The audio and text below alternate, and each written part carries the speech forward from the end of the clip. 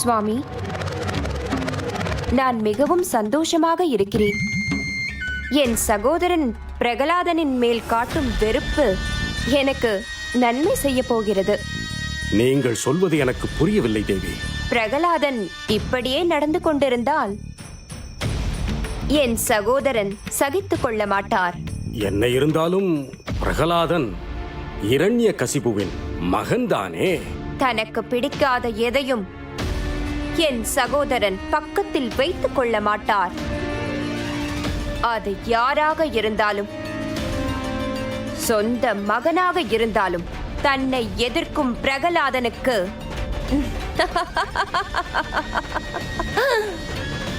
கண்டிப்பாக மரண தண்டனை கொடுப்பார். ஏன் தேவி இப்படி விஷத்தை கக்குகிறீர்கள்?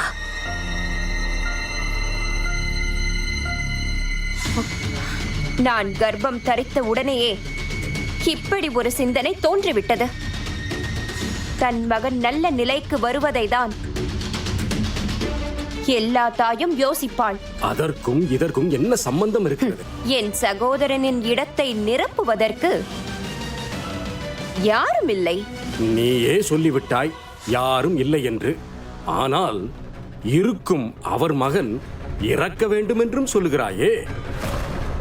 ஆமாம், என் அண்ணனின் பதவி என் மகனுக்குத்தான் வர வேண்டும். அதற்கு யார் போட்டியாக வந்தாலும் நான் ஏற்றுக்கொள்ள மாட்டேன். அசுர குலத்தின் அரசன் என் புதல்வன் தான். அவனது அங்க அசைவில் அசுர குலத்தையே, ஏன் உலகத்தையே நான் ஆட்டி வைக்கப் போகிறேன். ஆட்டி வைக்கப் போகிறேன்.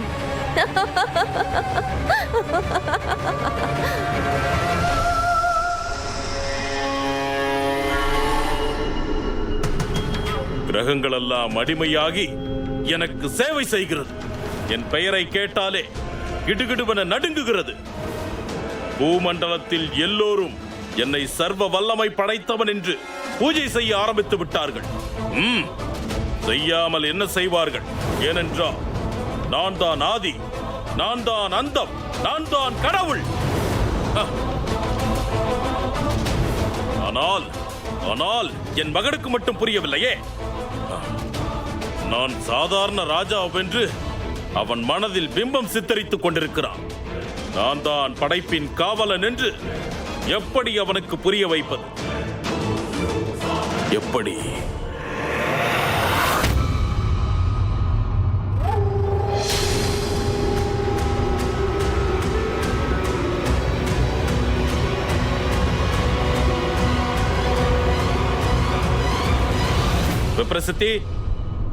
விப்ரசித்தி, ஆணையிடுங்கள் அசுரராஜா.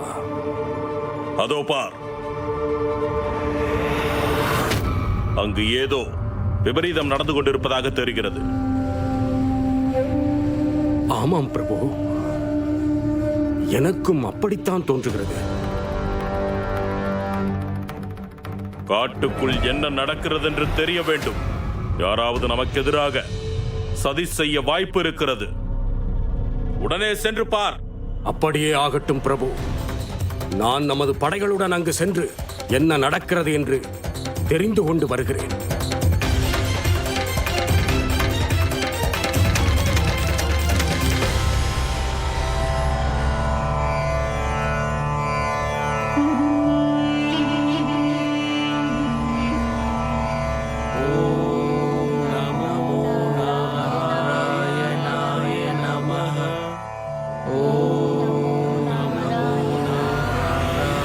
நிறுத்துங்கள் உங்கள் பூஜையை. இனி நீங்கள் விஷ்ணுவை வணங்கக்கூடாது. போய்விடுங்கள் இங்கிருந்து. போக மாட்டீர்களா வீரர்களே?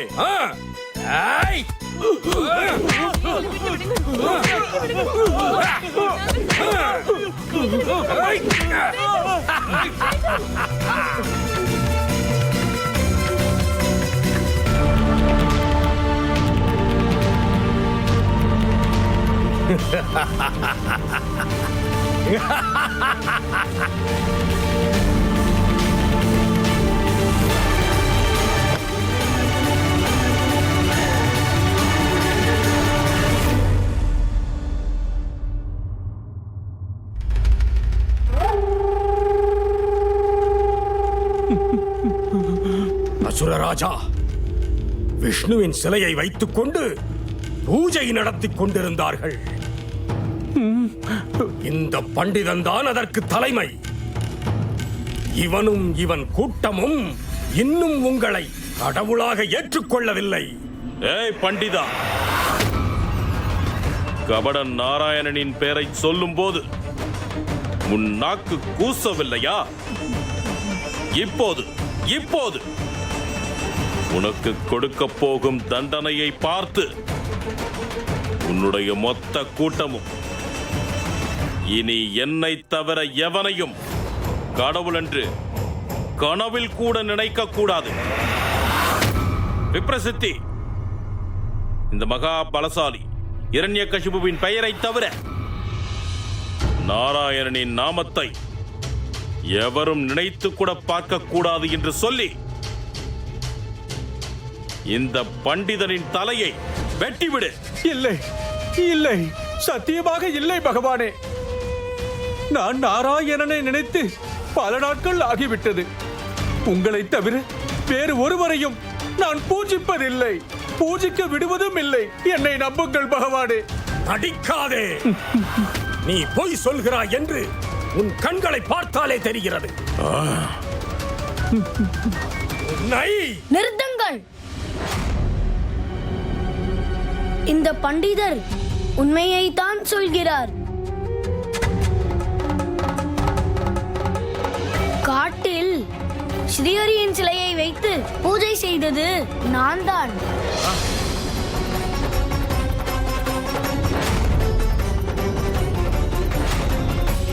நாராயணனின் நாமத்தை சொல்வது நான் தான்.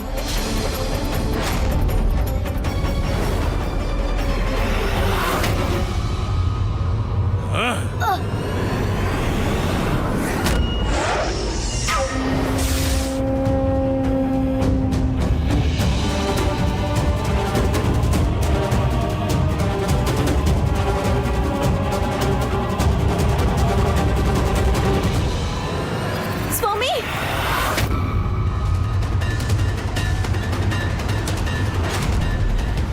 வேண்டாம் சுவாமி, நம் பாலகனை ஒன்றும் செய்து விடாதீர்கள். பல வருடம் தவத்திற்கு பிறகு நமக்கு கிடைத்த மாணிக்கம் இவன். உங்களிடம் வணங்கி கேட்டுக்கொள்கிறேன், பொறுமையாக இருங்கள் சுவாமி. பொறுமை? இவன் சொன்னதை கேட்டு நான் எப்படி பொறுமையாக இருக்க முடியும்? என் குல எதிரியை என் மகனே பூஜிக்கிறான். என்னை அவமதித்து அவமானப்படுத்தி விட்டான். இவன் ஒருவனை மன்னித்து விட்டான். 3 உலகத்திற்கும் இறைவனான நான் இவனை தண்டிக்காமல் விட்டுவிட்டால் என் கடமையிலிருந்து தவறி விடுவேன். எனக்கு மகனே ஆனாலும் அவன் என் எதிரியாக இருந்தால் அவனை தண்டிக்காமல் விடமாட்டேன். சுவாமி, நீங்கள் பேசுவது சரியா? சிறிது பொறுமையாக இருங்கள். இன்னும் சற்று அவகாசம் கொடுங்கள். உங்கள் மகன் தானே, உங்களை ஏற்றுக்கொள்ளாமல் போய்விடுவானா? அனைத்தும் சரியாகும். கருணை காட்டுங்கள் சுவாமி. திருந்துவதற்கு தருணம் பல கொடுத்து விட்டேன். இவன் திருந்துவான் என்ற நம்பிக்கை எனக்கில்லை. விஷச்செடி மரமானால் அது மிகவும் விபரீதம். இவனுக்கு என்னால் கருணை காட்ட முடியாது. விப்ரசித்தி, ஆணையிடுங்கள் அசுரராஜா. உடனடியாக இவனை சிறையில் அடையுங்கள். வேண்டாம் சுவாமி. இளவரசனுக்கான அனைத்து அதிகாரத்தையும் இப்போதே பறிக்கிறேன்.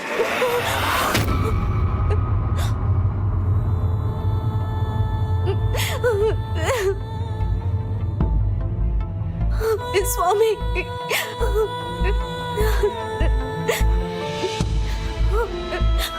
ஐயோ சுவாமி, வேண்டாம் சுவாமி, தயவு செய்து கருணை காட்டுங்கள். நம் மகன் அவன் பாலகன் சுவாமி. அவன் செய்த சிறிய தவறுக்கு இவ்வளவு பெரிய தண்டனை அதிகம் சுவாமி. வேண்டாம் சுவாமி, என் மகனை விட்டு விடுங்கள். என் மகனை விட்டு விடுங்கள். மகன்.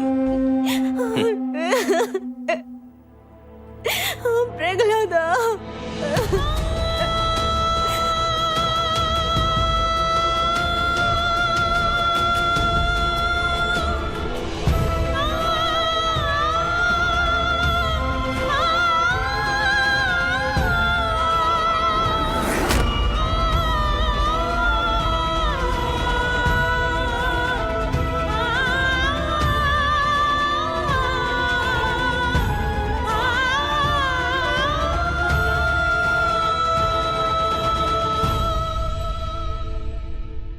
தாயே, தாங்கள் எவ்வளவு காலம் பிரகலாதனை பாதுகாத்துக் கொண்டிருப்பீர்களோ அதுவரை இரண்யகசிபுவிற்கு அழிவு நெருங்கப் போவதில்லை.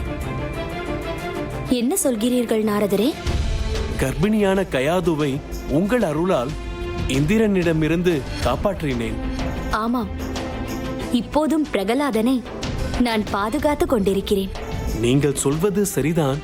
ஆனால் பிரகலாதன் நித்தியகண்டம் பூரண ஆயுசு நிலையில் இருக்கிறான். இரண்யகசிபுவின் கோபம் பிரகலாதன் மீது நாளுக்கு நாள் அதிகரித்துக் கொண்டே இருக்கிறது. அதுதானே? நாராயண நாராயணா. தாயே, இரண்யகசிபுவின் கோபத்தை பற்றி எனக்கு கவலை இல்லை. ஏனென்றால் என் பிரபுவின் லீலைகளை பற்றி நான் நன்றாக அறிவேன். நீங்கள் என்ன சொல்ல வருகிறீர்கள்? நான் பிரகலாதனை பாதுகாப்பதை நிறுத்திவிட வேண்டுமா? ஆமாம் தாயே. பிரகலாதனுக்கு ஏதாவது அசம்பாவிதம் நடந்தால்? நாராயணா நாராயணா. தாயே, தங்களுக்கு தெரியாததல்ல, பிரகலாதன் கருவில் இருக்கும் போதே ஸ்ரீமன் நாராயணனின் பக்தன் என்பது. பிரகலாதனை பற்றி தெரிந்ததனால்தான் அவனுக்கு எந்த விதமான விபரீதமும் யாராலும் நடந்துவிடக் கூடாது என்று கவலைப்படுகிறேன். நாராயண நாராயணா. ஸ்ரீஹரியின் பக்தன் எந்த விதமான பிரச்சனையில் மாட்டிக்கொண்டதாக வரலாறு உண்டா தாயே? பிரகலாதனை என் பிரபு என்றைக்கும் கைவிட மாட்டார் என்பதை நான் சொல்லித்தான் உங்களுக்கு தெரிய வேண்டுமா?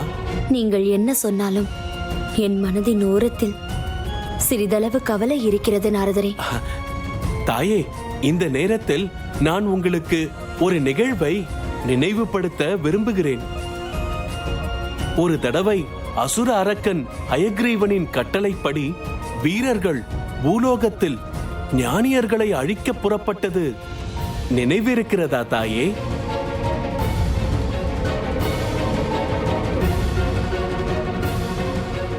ஹயக்ரீவன் பிரம்மனிடம் எனக்கு யாராலும் மரணம் வரக்கூடாது என்று வரம் பெற்றானே, அவன்தான்.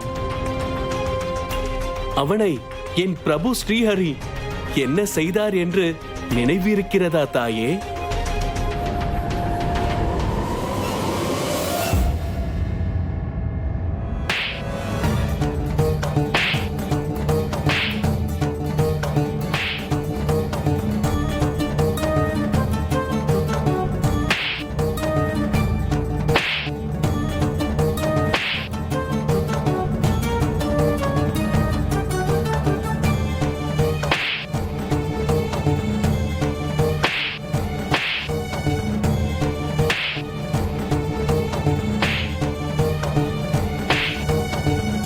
பிரகலாதா, நான் சொல்வதை கேளுங்கள். நாராயணனின் நாமத்தை சொல்ல மாட்டேன், இரண்யகசிபு மகாராஜாவை இறைவனாக ஏற்றுக்கொள்கிறேன் என்று சொன்னால் இதிலிருந்து தப்பித்து விடலாம். ஓம் நமோ நாராயணாய நமஹ. ஓம் நமோ நாராயணாய நமஹ. ஓம் நமோ நாராயணாய நமஹ. ஓம் நமோ நாராயணாய நமஹ. ஓம் நமோ நாராயணாய நமஹ. ஓம்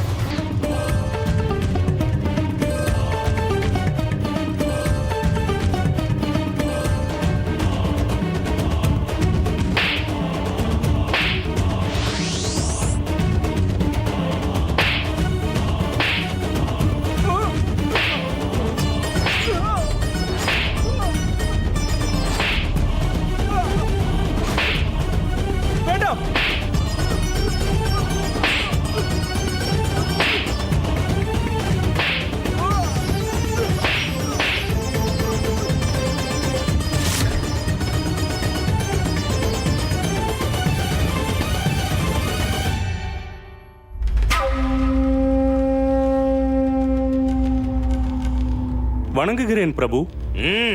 வணங்குகிறேன் பகவானே. சிறையில் அனைத்தும் என் கட்டளைப்படிதானே நடந்து கொண்டிருக்கிறது? பகவானே, சிறையில் விசித்திரமான நிகழ்வுகள் நடந்து கொண்டிருக்கிறது. அதை தெரிவிக்கவே இங்கு வந்தேன். என்ன விசித்திரமான நிகழ்வுகளா? அப்படி என்ன நிகழ்வு? உங்கள் உத்தரவுப்படி ராஜகுமாரருக்கு எந்த தண்டனையையும் கொடுக்க முடியவில்லை. முடியவில்லையா? மனம் இல்லையா?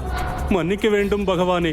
உங்கள் ஆணையை நிறைவேற்ற முயற்சிக்கும் போதெல்லாம் ஏதோ ஒரு சக்தி எங்களை தடுத்துக்கொண்டே இருக்கிறது.